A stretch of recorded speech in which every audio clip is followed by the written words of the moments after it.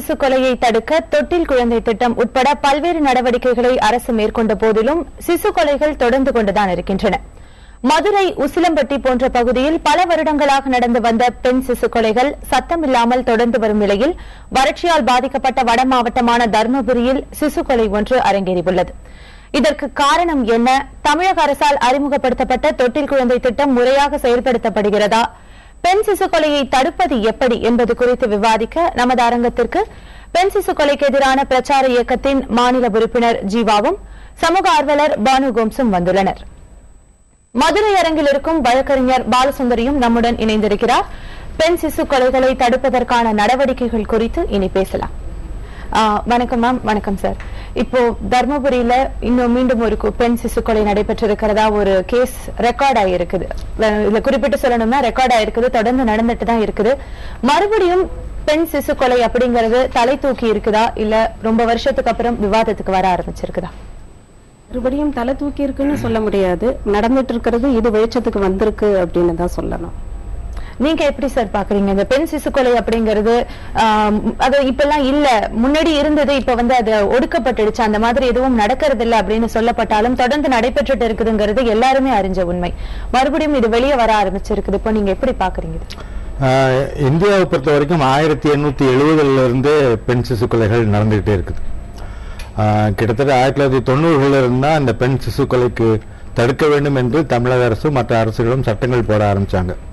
இன்றைக்கு புள்ளி விவரங்கள்ல பெண் சிசு கொலைகள் தடுக்கப்பட்டிருக்கு, குறைஞ்சிருக்கு அப்படின்றத சொல்றாங்க.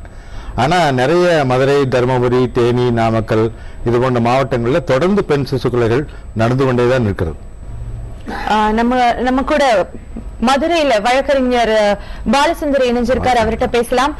வணக்கம் மேடம். நீங்க வந்து மதுரையில வாழற ஒரு அட்வொகேட், நீங்க எப்படி பாக்குறீங்க? மதுரை பகுதியில இந்த மாதிரி பெண் சிசு கொலைகள் அதிகமா இருக்கு அப்படிங்கிற ஒரு குற்றச்சாட்டு எப்பயுமே உண்டு.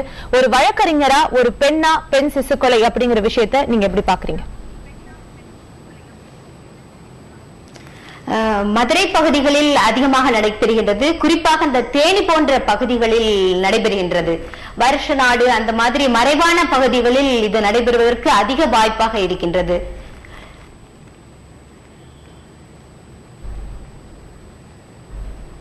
சார், இப்ப அவங்க குறிப்பிட்டு இருந்தாங்க மதுரை அந்த மாதிரி மாவட்டங்கள்ல பெண் சிசு கொலைகள் அதிகமா இருக்குதுன்னு அரசாங்கத்துடைய புள்ளி விவரம் தான் தெரிவிக்குது.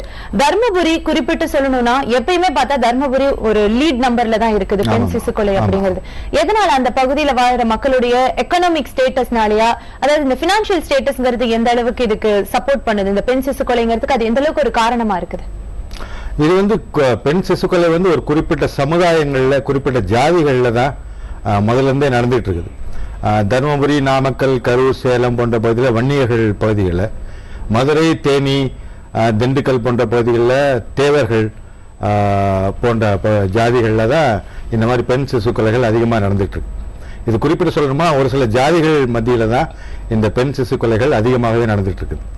நீங்க எப்படி மேடம் பாக்குறீங்க? அதாவது ஒரு சில ஜாதியில, ஒரு சில அதாவது சமுதாயத்துல ஒரு செக்டாரை சேர்ந்தவங்க தான் இந்த மாதிரி பெண் சிசு கொலையில ஈடுபடுறாங்க அப்படிங்கறது அப்படி சொல்ல முடியாது. இது உலகம் பூராவுமே பெண்களை வந்து பார்க்கிற ஒரு உலகமே இப்படித்தான் பாக்குது. அதாவது சார்ல்ஸ் டார்வின் காலத்திலேயே இது நடந்திருக்கு. என்ன அப்படின்னா, அப்ப வந்து பெரிய உணவு பஞ்சம் வருது. அப்ப வந்து வேட்டை நாய்களுக்கு வயதான மனிதர்களை உணவாக போட்டிருக்காங்க. அப்ப டார்வின் கேட்கிறாரு, ஏன் நாய்களுக்கு போய் மனுஷங்களை உணர்வா போடுறீங்களே? அப்ப அவங்க சொல்லியிருக்காங்க, நாய்கள் வேட்டைக்கு உதவும், ஆனா வயதான கிழவிகள் உதவ மாட்டாங்க. அப்ப அதுல பாத்தீங்கன்னா வயதானன்னு அதுல ஆணும் இருக்கான், பெண்ணும் இருக்கான். ஆனா வயதான கிழவிகள் உதவ மாட்டாங்கன்னு சொல்லிதான் உணவாக போட்டாங்க. இது ஆதி காலத்துல இருந்து இருக்கிற ஒரு ஆட்டிடியூட். பெண் வந்து ப்ரோக்ரியேஷனோட சம்பந்தப்பட்டிருக்கிறதுனால அவளை அந்த ஆப்ஜெக்டா தான் பாக்குறாங்க. அதாவது ஒரு பிரஸ்டீஜுக்கு உண்டான ஒரு சிம்பலாகவும், அதே சமயம் இழிவுபடுத்தணும் ஒரு இனத்தை, இல்ல ஒரு ஜாதியை, இல்ல ஒரு சமுதாயத்தை இழிவுபடுத்தணும்னா அந்த பெண்ணை இழிவுபடுத்தினா போதும். ஆக அவ வந்து ஒரு பிரஸ்டீஜுக்கான சிம்பல், இழிவுபடுத்தினா அதுக்கான சிம்பலாகவும் அவளை ஆக்கலாம். ப்ரோக்ரியேஷன் பெண்ணோட சம்பந்தப்பட்டிருக்கிறதுனால பெண் வந்து ஒரு ஆப்ஜெக்டாகத்தான் பார்க்கப்படுகிறார். அது உலகம் பூரா இருக்கு. ஆனா பெண் சிசு கொலைன்னு பாத்தீங்கன்னா சைனால இருக்கு, கொரியால இருக்கு, இந்தியால இருக்கு. சொசைட்டில எந்த அளவுக்கு நம்ம முன்னேறினாலும், படிச்சாலும், பல விஷயங்களை பெண்கள் ஆண்களுக்கு நிகரா சாதிச்சாலும் இன்னும் பெண்கள் அப்படிங்கிறவங்க ஒரு செகண்ட் கிரேட் சிட்டிசனா தான் பார்க்கப்படுறாங்க. கண்டிப்பா. நீங்க இந்த விஷயத்தை எப்படி சார் பாக்குறீங்க? எதனால இந்த ஆண் பெண் அப்படிங்கிற இந்த மாற்றம் இன்னைக்கு வரைக்குமே ஏன் உலகத்துல இருக்கு? நம்ம ஏன் பாக்கல? அது ஆரம்ப காலத்துல இருந்து சொத்துக்கள் உருவான காலத்திலிருந்து பெண் வந்து ஒரு அடிமையாகத்தான் கருதப்பட்டார்கள். பெண் வந்து இரண்டாம் தர குடிமகளாகத்தான் சமுதாயத்தில் பார்க்குறாங்க. பெண் என்றால் ஆணுக்கு ஒரு ஒரு வேலை செய்யக்கூடிய ஒரு ஆள், சமைக்கக்கூடிய ஒரு ஆள், ஆணுக்கு தேவையான காரியங்களை பூர்த்தி செய்யக்கூடியவர் தான் ஒரு பெண். ஆணுக்கு பிள்ளை வாரிசு உருவாக்கக்கூடியவர் தான் பெண். ஆண்களுடைய குழந்தைகளை பாதுகாக்கக்கூடியவர் தான் பெண். இந்த ஆட்டிடியூடு வந்து, இந்த ஸ்ட்ரக்சர் வந்து, இந்த அமைப்பு காலங்காலமாக ஒரு பெண்ணை பற்றிய ஒரு சிந்தனைகளை உருவாக்கி வைத்து விட்டது. இன்றைக்கு பார்த்தீங்கன்னா ஒரு ஆணுக்கு ஒரு வேலையும் செய்ய தெரியாது வீட்டில். ஆனால் ஒரு பெண்ணை நம்பித்தான் அவர் இருக்க வேண்டும். ஒரு துணி துவைக்கணும்னா, சமையல் செய்யணும்னா, குழந்தைகளை பார்க்கணும்னா, வீட்டை பெருக்கணும்னா, எந்த காரியம், ஒரு துணியை மடித்து வைக்கணும்னா கூட, ஒரு அயன் பண்ணோம்னா கூட ஒரு பெண்ணை சார்ந்துதான் ஒரு ஆண் இருக்க வேண்டும். ஒரு ஆண் சுகமாக இருக்க வேண்டும், நன்றாக இருக்கணும்னா ஒரு பெண் அடிமையாகத்தான் இருக்க வேண்டும். அதற்காக ஒரு பவர் ஸ்ட்ரக்சரையே சமுதாயத்தில் உருவாக்கி இருக்காங்க. இந்த அடிப்படையில் தான் அது திருமணத்தில் கூட போய் முடிஞ்சு அங்கே ஒரு ஆண் பெண் உறவு முறை வந்து ஒரு அதிகார உறவு முறையாக தான் அங்கே மாறி இருக்குது. ஆகவே பெண் வந்து என்னைக்கு சொத்து உருவாச்சோ, தனி உடைமை சொத்து உருவாகிறப்ப பெண்ணும் அடிமையாக உருவாக்கப்பட்டு விட்டார். சார், இப்போ நம்மளுடைய வழக்கறிஞர் பாலசுந்தரி கிட்ட பேசலாம். மேடம், நீங்க எப்படி பாக்குறீங்க? இப்ப மறுபடியும் தமிழகத்துல பெண் சிசு கொலை அப்படிங்கிறது தலை தூக்கி இருக்குதா?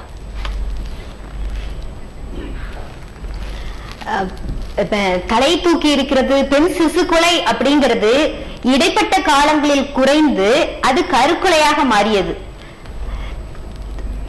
திரும்பவும் இப்பொழுது பெண் சிசு கொலை அதிகமாக நடைபெற தொடங்கி இருக்கிறது. அப்படிதான் நான் பாக்குறேன். இத பார்க்க போனா பெண் அப்படிங்கிறது நம்ம சமுதாயத்திலிருந்து ஒரு சுமையாகவே கருதப்படுகிறாள். ஆரம்ப காலகட்டங்கள்ல பெண் அப்படிங்கிறது ஒரு டாமினேட்டிங் பொசிஷன்ல இருந்துட்டு அவங்க அடுத்தது ஒரு குழுவா அமைய தொடங்கினாங்கல்ல, ஆற்றோரங்கள்ல அமைய தொடங்கிய பிறகு ஒரு தலைவர் அப்படிங்கிற ஒரு ஸ்ட்ரக்சர் ஆரம்பிச்சு அதற்கு பணி செய்வதற்கு என்று பெண்களை அடிமைப்படுத்தப்பட்டார்கள். அதற்கு பின்பே பெண்கள் வந்து ஒரு சுமையாகத்தான் நினைக்கப்படுகிறார்கள் நம்ம சமுதாயத்துல. அதற்கு பலிகடா ஆகுறாங்க. இப்ப இந்த காலகட்டங்கள்ல பலிகடா ஆகுறாங்க. மேடம் சொன்னாங்க சிசு கொலை, பெண் சிசு கொலை அப்படிங்கிறது எல்லா பகுதியிலும் வரலாற்றுகளில் இருந்தது அப்படிங்கிறாங்க. சிசு கொலையாக இருந்தது. ஆனா இந்தியா, சைனா போன்ற பகுதிகளில் தான் அது வந்து பெண் சிசு கொலையாக இருக்கிறது. பெண்ணிற்கு ஏற்பட்ட நாங்க எங்க பணிக்களங்கள்ல என்ன பார்த்தோம்னா, பல பகுதிகளில் இந்த மாதிரி பெண் சிசு கொலை அப்படிங்கிறது நடைபெறுவதே அவர்களுக்கு ஆச்சரியமாக இருக்கின்றது. வெளிநாட்டினருக்கு இந்தியாவில் இந்த மாதிரி ஒரு பெண் சிசு கொலை நடைபெறுகிறது அப்படிங்கிறது பல வெளிநாட்டினருக்கு ஆச்சரியத்தை ஏற்படுத்தக்கூடிய விஷயமாகவே இருக்கின்றது இப்பொழுது. அப்படிங்கறத நான் நினைச்சிட்டு இருக்கிறேன். இப்போ அட்வொகேட் மேடம் அவங்க சொன்னாங்க இடைப்பட்ட காலத்துல இது குறைஞ்சிருந்தது, இப்ப மறுபடியும் அதாவது கருக்கலைப்புல இருந்த ஒரு விஷயம் இப்ப மறுபடியும் சிசு கொலையா திருப்பி வெளியே வந்திருக்கு. இதை நீங்க ஒத்துக்கிறீங்களா? நடுவுல கொஞ்ச நாட்கள் இது இல்லைன்னா வெறும் ஃபீட்டிசைட், அதாவது கருக்கலைப்போட இந்த விஷயம் நின்று போயிருந்தது அப்படிங்கறத நீங்க ஒத்துக்கிறீங்களா? இல்ல, இது ரெக்கார்டுக்கு வந்திருக்கு. அதாவது இந்த கிராம மக்கள் சந்தேகத்தின் பேர்ல புகார் அளிச்சதுனால வந்து விசாரணைன்னு வரும்போது இது வெளியில வந்திருக்கே தவிர இந்த மாதிரி வெளிச்சத்துக்கு வராத விஷயங்கள் நடந்துகிட்டே தான் இருக்கு. சிசு கொலையும் சரி, கருவிலேயே அழிப்பதும் சரி, அது ஒரு எக்கனாமிக் ஸ்டேட்டஸை வச்சு அது நடக்கல. பல தளங்கள்ல பணக்காரர்களையும் நடுத்தர வர்க்கத்திலையும் ஏழை குடும்பங்கள்லயும் பெண் அது கருக்கொலையா இருக்கு. கொஞ்சம் மேல்தட்டு வர்க்கத்துல கருக்கொலையாக இருக்கிறது. கொஞ்சம் கீழே வரும்போது அது தடுக்க முடியாததுனால அது திறந்த பிறகு சிசு கொலையாக மாறுது. வெளிச்சத்துக்கு வந்தது இதுங்கிறதுனால இது இதுவரை நடக்கவே இல்லை, இப்பதான் நடக்குதுன்னு நம்ம சொல்ல முடியாது. இதற்கு பல காரணங்கள் இருக்கு. ஒரு ஃபேமிலி பிளானிங்கை கரெக்டா எக்ஸிக்யூட் பண்ற லெவல்ல ஒரு பெரிய லேப்ஸ் இருக்கு. ரெண்டாவது, இதை மக்களுக்கு தொட்டில் குழந்தை திட்டம் எல்லாம் இருக்கு, அதை எடுத்துட்டு போற இது வந்து அந்த லெவலுக்கு ரீச் ஆகல அப்படிங்கிறது ஒரு பெரிய விஷயம். இதை வந்து அரசு எந்திரம் வந்து இன்னும் கொஞ்சம் முனைப்பா செயல்பட்டு இதை வந்து மக்கள் கிட்ட எடுத்துட்டு போகணும். இந்த மாதிரி கவர்மெண்ட் சப்போர்ட் கொடுக்கும். அன்வான்ட் பிரெக்னன்சிஸ் நடந்துருச்சு அப்படின்னா அது குழந்தையாக பெருமறை வைக்கிறது, குழந்தைய நீங்க உங்களுக்கு முடியல அப்படிங்கும் போது நீங்க கொடுக்கலாம். அப்படின்னு கொலை வர போகணும் அப்படிங்கிறது இல்ல. அதுக்காக நீங்க உங்களுக்கு வேண்டாம் குழந்தை இஷ்டம் போல பெத்துக்கோங்க, வேண்டாம் தூக்கி போட்டுருங்கன்னு கவர்மெண்ட் சொல்றது அர்த்தம். இப்ப நம்ம இந்த மாதிரி குழந்தை உங்களால மெயின்டைன் பண்ண முடியல, வச்சுக்க முடியல அப்படின்னா கவர்மெண்ட் கிட்ட கொடுத்துடலாம் அப்படிங்கும்போது இப்ப நீங்க சொன்ன மாதிரி இல்ல, அதுக்கு அந்த மாதிரியான அர்த்தம் இல்ல. கவர்மெண்ட் வந்து நடக்க முடியாத சந்தர்ப்பங்கள்ல ஒரு உதவிக்கரம் நீட்டுதே தவிர நீங்க பொறுப்பு இல்லாம இருங்க, நாங்க டேக் கேர் பண்ணிக்கிறோங்கிற அர்த்தம் இல்ல. நீங்க வந்து பொறுப்பா தான் இருக்கணும். அதுக்கு தான் இந்த ஃபேமிலி பிளானிங் பத்தின விழிப்புணர்வையும் அவேர்னஸையும் அந்த லெவலுக்கு கொண்டு போகணும், கிராமமாக கொண்டு போய் சேர்க்கணும்.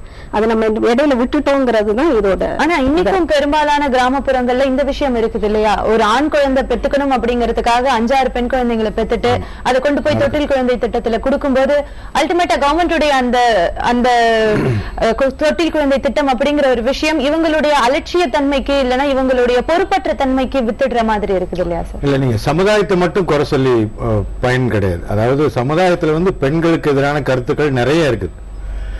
நீங்க அந்த கருத்துக்களை மாற்றாம வந்து பெண் சிசு கொலைகளை மாற்ற முடியாது. இப்ப அவங்க சொன்ன மாதிரி ஃபேமிலி பிளானிங், குடும்ப கட்டுப்பாடு அப்படின்னு சொல்றோம்.